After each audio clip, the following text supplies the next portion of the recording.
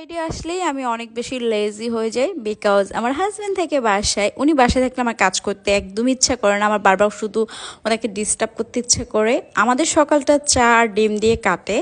বংশের ধারা কেউ না কেউ রাখবে, এটা স্বাভাবিক। সকালে ঘুম থেকে উঠে আগে আমার জামাই চা চা করতো, এখন আমার ছোট মেয়ে বলে চা চা চা, সাথে তো আমার জামাই আছেই। তো সকালবেলা তো দেখলে আমরা 4টা ডিম সিদ্ধ করেছি, আমরা 4জন মানুষ। একটু পরে আবার দেখবে পরোটার সাথে 4টা, তারপর দেখবে আবার কোনো না কোনো, যেমন ম্যাগি মোগলাই এটার সাথে ডিম। মানে আমাদের ফ্যামিলিতে যে কি পরিমাণে ডিম লাগে, আমার তো মাঝে মাঝে মনে হয় আমি ডিম ব্যবসায়ী করি, কারণ 12টা ডিম আমাদের 2 দিনও যায় না।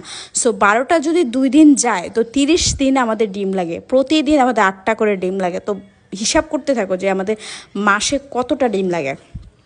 অনেক দিন পর আমার হাতে অল্প তেলের এই পরোটা বানালাম। পরোটার সাথে যদি আমি ডিম পোচ না খাই তাহলে আমার নাস্তাটা কমপ্লিট থাকে।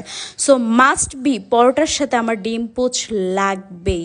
সাথে আবার ছিল মোগলাই। আজকে বুঝতেই পারছো বাসায় ও আছে, তো আমরা সবাই। আর ওয়েদার তো হচ্ছে ঠান্ডা ঠান্ডা ঠান্ডা ঠান্ডা ওদের বাসায় বসে বসে আর কি করে, খাওয়া দাওয়া ছাড়া আর কিচ্ছুই নাই।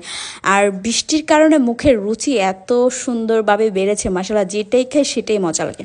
তারপর আমি হচ্ছে পাতলা করে হচ্ছে রুটিটা করে, তারপর হচ্ছে ডিমের ম্যাজিক মশলা টমেটো সস সব কিছু দিয়ে আমি আমার মতো করে মোগলাইটা বানাচ্ছি, স্পেশাল কিছু না। বাট এটা খেতে ভীষণ মজা হয়েছে, যেহেতু রুটিটা পাতলা ছিল, ভিতরে অপর ব্রাউন কালার একদম মচমচে ছিল, আর ভিতরটা সফটি সফটি ছিল। মানে আমি আমার মতো করে বানিয়েছি, আমি আমার মতো করে রিভিউ দিচ্ছি, দেখে বুঝতে পারছো এটা যে টেস্ট হবে। সো আমি হচ্ছে ভালো করে দুপাশ একদম ব্রাউন কালার করে ফ্রাই করে নিয়েছি। এখন এটাকে আমি একটু স্লাইস করে করে কেটে একটু টমেটো সস দিয়ে দিও। টমেটো সস যে আমার বাচ্চারা কী পরিমাণে খায় রে ভাই। এতক্ষণ তো জাস্ট সকাল থেকে ওদের খাওয়া দাওয়া একটার পর একটা করতে আসে, একটু সংসারে কাজ করে এখন ওয়াশিং মেশিনে কাপড়টা দিয়ে ফেললাম। ওয়াশিং মেশিনে কাপড়টা দিলে আর ঘর ঝাড়াঝুড়া মোছা দিলে কিন্তু কাজ শেষ হয়ে যায়, মানে খুব দ্রুত। আর বিছানাটা যদি আমার একদম টান টান সুন্দর একদম ধোয়া বিছানা চাদর না বিছানো না আমার ভালো লাগে না। বিছানাটা যদি একটু পরিপাটি থাকে না, একটু ফ্রেশ ফ্রেশ লাগে।